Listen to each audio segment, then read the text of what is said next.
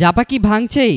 আসন্ন একাদশ জাতীয় সংসদ নির্বাচনে আসন ভাগাভাগি নিয়ে জাতীয় পার্টি ও আওয়ামী লীগ সহ মহাজোটের অন্যান্য দলগুলোর মধ্যে সমস্যার সৃষ্টি হয়েছে। তবে এই সমস্যা যতটা না মহাজোটের, তার চেয়েও বেশি জাপার অভ্যন্তরীণ।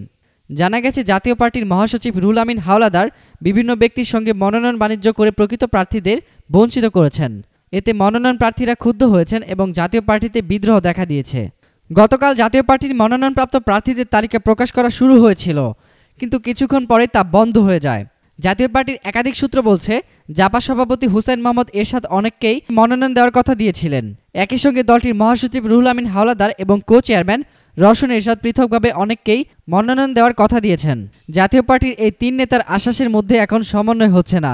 এ থেকে ধারণা করা হচ্ছে, আসন ভাগাভাগি নিয়ে জাতীয় পার্টির মধ্যে সমস্যা বেশ গুরুতর।